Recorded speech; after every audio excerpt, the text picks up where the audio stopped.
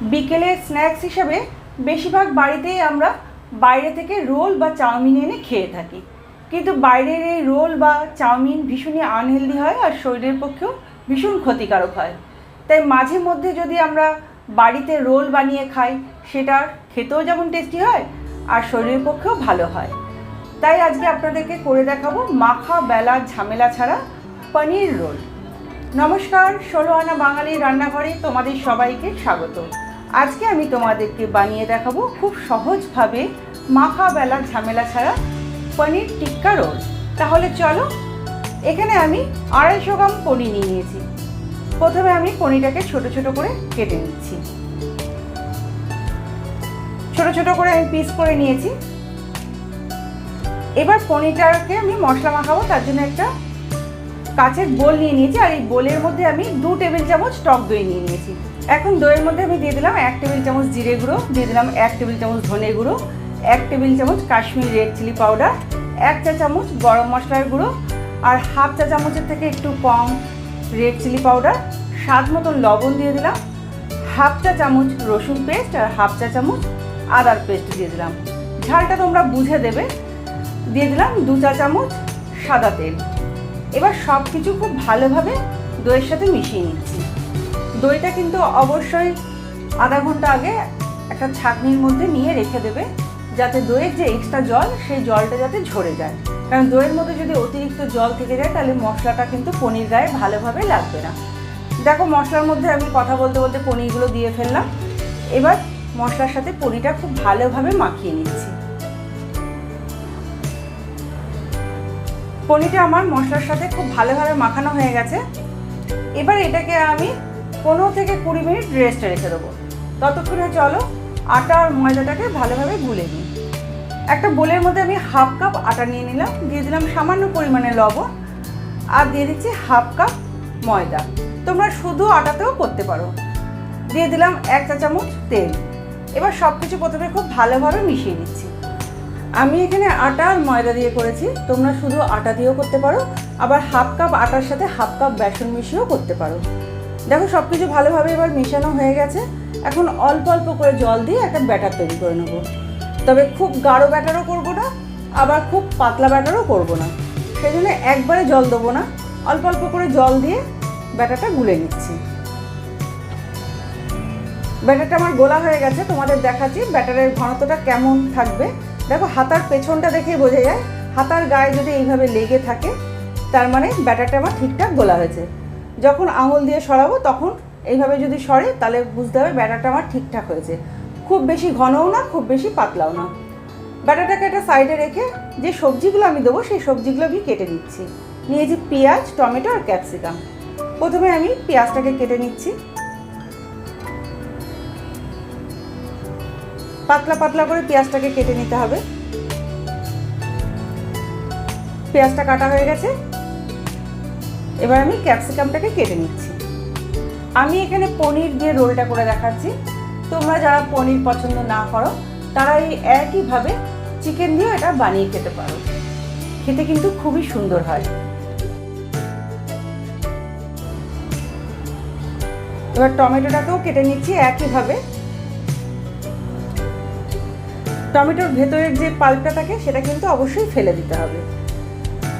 টমেটোর ভেতরের বীজটা ফেলে দিয়ে টমেটোটাকেও ওই একইভাবে আমি কেটে নিচ্ছি।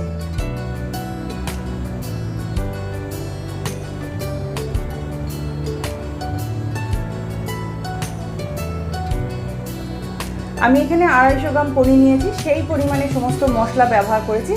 পনির পরিমাণ যদি বেশি থাকে বা রোল যদি বেশি পরিমাণে করো, তাহলে কিন্তু সবজি বা মশলাপাতিও বাড়িয়ে কমিয়ে দেবে। আমি এখানে 3টে রোল বানাবো, সেই আন্দাজে সব কিছু নিয়েছি। পেঁয়াজগুলোকে একটু ছাড়িয়ে নিলাম। এবার চলো পনির টিক্কাটা তৈরি করে নিই। গ্যাসের পরে ফ্রাই প্যান বসিয়ে দিয়েছি। ফ্রাই প্যানের মধ্যে মশলা মাখানো পনিরটা দিয়ে দিচ্ছি। আমি কিন্তু এখানে আর তেল দিচ্ছি না। আগে যে 2 চামচ তেল দিয়েছিলাম, সেই তেলেই কিন্তু এই পনিরটা হয়ে যাবে। এবার গ্যাসের ফ্লেমটা লো টু মিডিয়ামে রেখে পনিরটাকে ক্রমাগত নাড়াচাড়া করে একটু ভাজা ভাজা করে নিতে হবে। গ্যাসের ফ্লেম জোরে দিয়ে কখনোই কিন্তু এই কাজটা করবে না, তাহলে মশলাটা পুড়ে যাবে। আর মশলা পুড়ে গেলে তেতো তেতো লাগবে, খেতে ভালো লাগবে না। যখন মশলাটা একটু কষা হয়ে যাবে, পনিরটা যখন হালকা ভাজা হয়ে যাবে, তখন এর মধ্যে আমি কেটে রাখা সবজিগুলো দিয়ে দিলাম। সবজিগুলো দিয়ে আবারও এটাকে নাড়াচাড়া করে একটু ভাজা ভাজা করে নেবো। তবে সবজিগুলো দেওয়ার পর কিন্তু গ্যাসের ফ্লেমটা জোরে দিয়ে দেবে, তা নাহলে সবজি থেকে প্রচুর জল বেরিয়ে যাবে আর সবজির যেটা ক্রাঞ্চি ভাব সেটা নষ্ট হয়ে যাবে। রোল বা চাউমিনের ক্ষেত্রে কিন্তু সবজির ক্রাঞ্চি ভাবটা নষ্ট হয়ে গেলে খেতে ভালো লাগে না। তাই এই সময় একটু গ্যাসের ফ্লেমটা জোরে দিয়ে 1 থেকে 2 মিনিট এটাকে নাড়াচাড়া করে নেবে। পানিটা আমার তৈরি হয়ে গেছে। এখন রোল বানানোর জন্য চলো পরোটাগুলো তৈরি করে নিই। আমি আবারও ফ্রাই প্যানটা বসিয়ে দিলাম।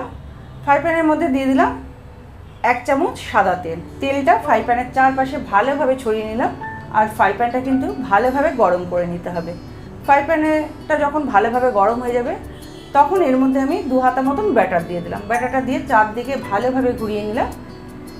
এবার লো টু মিডিয়ামে রেখে এই পরোটাগুলোকে ভেজে নিতে হবে। একটু চেপে চেপে করে নিতে হবে। যখন একটা পিঠ ভাজা হয়ে যাবে, তখন এটাকে উল্টে দিতে হবে। উল্টে অপর পিঠটাকেও এইভাবে চেপে চেপে ভেজে নিতে হবে।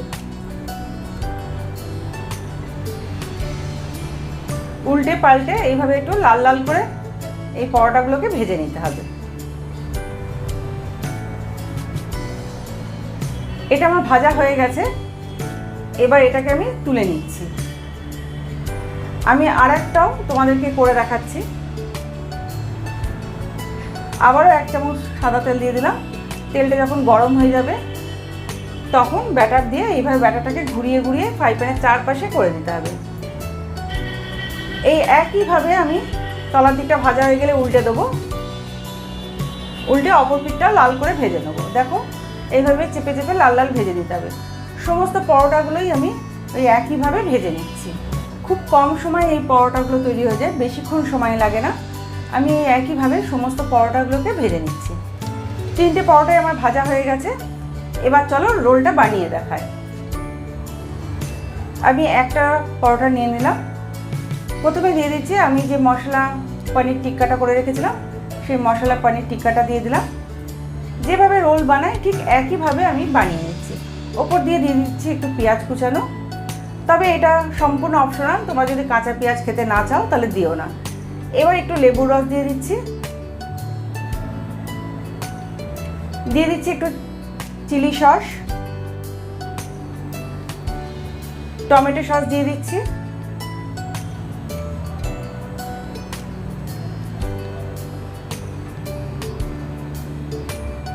এবার দিয়ে দিচ্ছি একটু চাট মশলা, আর সবার শেষে দিয়ে দিচ্ছি একটুখানি গোলমরিচের গুঁড়ো। সব কিছু দেওয়া হয়ে গেছে। এবার এটাকে রোল বানিয়ে নিচ্ছি। তাহলে দেখলে তো কত সহজেই বাড়িতেই কত অল্প সময়ে মাখা বেলা ঝামেলা ছাড়াই পনির টিক্কা রোল বানিয়ে দিলাম। তোমরাও এইভাবেই বাড়িতে বাচ্চাদেরকে বা বড়োদেরকে পনির এইভাবেই রোল বানিয়ে খাইয়ে দেখো। আশা করি ভালো লাগবে। আর ভালো লাগলে কিন্তু আমাকে অবশ্যই কমেন্ট করে জানিও। তাহলে বন্ধুরা, আমার এই নতুন পনির টিক্কা রোলের রেসিপি তোমাদের কেমন লাগলো অবশ্যই জানাবে।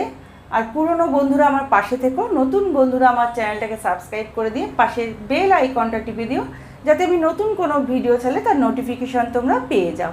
আর লাইক করো, কমেন্ট করো, আর প্রচুর প্রচুর একটু শেয়ার করে দিও। তাহলে আজকের মতন এই পর্যন্ত। নেক্সট ভিডিও নিয়ে আমি আবার